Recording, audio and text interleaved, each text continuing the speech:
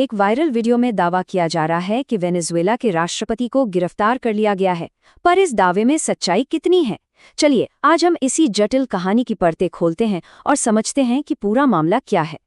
कहानी की शुरुआत ही होती है एक चौंकाने वाले दावे से। ये सिर्फ एक गिरफ्तारी नहीं, बल्कि दिन दहाड़े हुई डकैती है।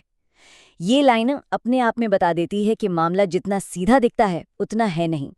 और सोर्स के मुताबिक ये कहानी सिर्फ वेनेजुएला की नहीं है। नहीं, ये तो तेल, डॉलर और बड़ी बड़ी कंपनियों के बीच चल रही एक ग्लोबल जंग की कहानी है, जिसके दांव आप समझिए बहुत ऊंचे हैं। तो इस पूरी पहेली को सुलझाने के लिए हम क्या करेंगे? सबसे पहले तो देखेंगे कि ये गिरफ्तारी का क्या मामला है, फिर अंदर के गद्दारों वाली थ्योरी को समझेंगे। इसके बाद तेल, डॉलर और सोने के इस पूरे खेल को उजागर करेंगे, फिर जानेंगे अमेरिका के पुरानी प्लेबुक के बारे में, और आखिर में देखेंगे कि इस पूरी कहानी से दुनिया के लिए 3 बड़े सबक क्या निकलते हैं। तो चलिए शुरू करते हैं पहले हिस्से से, एक राष्ट्रपति की गिरफ्तारी। आखिर ये पूरा माजरा है क्या? और यहीं पर आप देखिए सबसे बड़ा सवाल खड़ा होता है। एक ऐसा देश जिसके पास सुखोई जैसे लड़ाकू विमान है, S-400 जैसा मिसाइल डिफेंस सिस्टम है, वो इतनी आसानी से भला कैसे हार गया? वीडियो के हिसाब से इसका जवाब हथियारों में नहीं, कहीं और है। तो जवाब कहाँ है? वीडियो का दावा है कि वेनेजुएला को बाहर से नहीं बल्कि अंदर से तोड़ा गया। ये कहानी है आंतरिक गद्दारों की। वीडियो का तर्क बड़ा सीधा है कि असली लड़ाई तोपों या मिसाइलों से हुई ही नहीं। असली लड़ाई लड़ी गई धोखे और रिश्वत से। सोचिए, एक बाहरी हमला तो शायद सेना को एक कर देता, पर जब अपने ही लोग बिक जाएं तो देश टूट जाता है। इस बात को समझाने के लिए वीडियो एक ऐतिहासिक उदाहरण देता है। वो कहता है, जैसे 250 साल पहले रॉबर्ट क्लाइव ने भारत में मीर जाफर को खरीदकर प्लासी की लड़ाई जीती थी, बिल्कुल वैसे ही अमेरिका ने वेनेजुएला के अहम लोगों को खरीद लिया। लड़ने की नौबत ही नहीं आई। और इसके लिए सोर्स के मुताबिक एक 3 स्टेप का प्लान बनाया गया। स्टेप 1, बड़े बड़े नेताओं को डॉलर से खरीद लो। स्टेप 2, जनरलों को अमेरिका में सुरक्षा और दौलत का वादा करो। और स्टेप 3, सांसदों को अगली सरकार में ऊंचे पद का लालच दे दो। नतीजा, जब एक्शन का टाइम आया तो विरोध करने वाला कोई था ही नहीं। अच्छा, ये सब तो हो गया, पर सवाल ये है कि ये सब किया क्यों गया? वीडियो कहता है, दुनिया को जो वजह बताई गईं वो सब छलावा थीं। असली वजह थी तेल, डॉलर और सोना। तो देखिए, दुनिया को क्या बताया गया कि ये लोकतंत्र बचाने की लड़ाई है, ड्रग्स तस्करी रोकने की लड़ाई है। लेकिन वीडियो का तर्क बिल्कुल अलग है। वो कहता है कि असली मकसद था अमेरिकी डॉलर की बादशाहत को बचाना और वेनेजुएला के सोने और कीमती खनिजों पर कब्जा करना। अब यहाँ पर एक शब्द समझना बहुत जरूरी है, पेट्रोडॉलर। ये वो सिस्टम है जो ये पक्का करता है कि दुनिया भर में तेल का व्यापार सिर्फ और सिर्फ अमेरिकी डॉलर में हो। वीडियो के मुताबिक यही अमेरिका की आर्थिक शक्ति की असली जड़ है, और अमेरिका इसे बचाने के लिए किसी भी हद तक जा सकता है। और वीडियो अपने दावे के सबूत में इतिहास से कुछ नाम गिनाता है: सद्दाम हुसैन, मुअम्मर गद्दाफी और अब निकोलस मादुरो। इन सभी में एक बात कॉमन थी, इन सब ने डॉलर की इस बादशाहत को चुनौती देने की कोशिश की थी।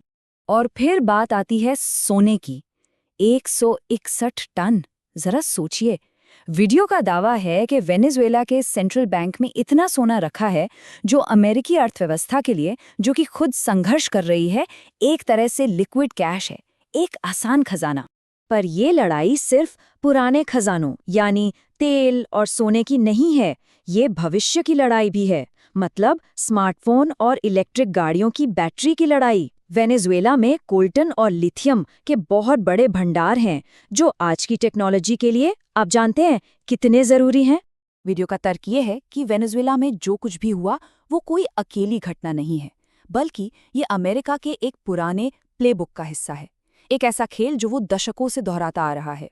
जरा इस पैटर्न पर गौर कीजिए। 1989 में पनामा, 2003 में इराक, 2011 में लीबिया और अब वेनेजुएला। वीडियो के मुताबिक हर बार कहानी लगभग एक जैसी होती है। किरदार बदल जाते हैं, देश बदल जाते हैं, पर स्क्रिप्ट वही रहती है। और वो स्क्रिप्ट क्या है? वीडियो के हिसाब से ये एक 4 स्टेप का फॉर्मूला है। पहला, प्रतिबंध लगाकर उस देश की अर्थव्यवस्था को तबाह कर दो। दूसरा, जो भी अव्यवस्था और गरीबी फैले उसका दोष वहां के लीडर पर डाल दो।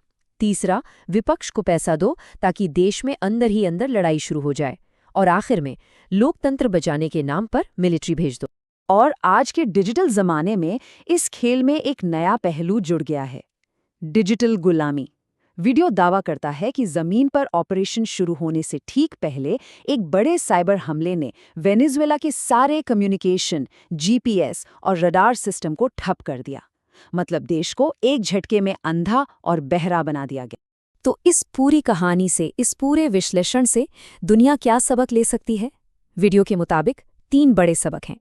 पहला सबक, अपने अंदर के गद्दारों से हमेशा सावधान रहो, क्योंकि असली खतरा बाहर से नहीं, भीतर से आता है। दूसरा, आत्मनिर्भर बनो।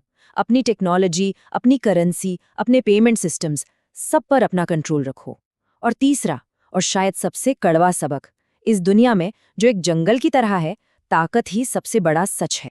और अपनी बात खत्म करने के लिए वीडियो रामधारी सिंह दिनकर की कुछ बहुत ही दमदार पंक्तियों का सहारा लेता है।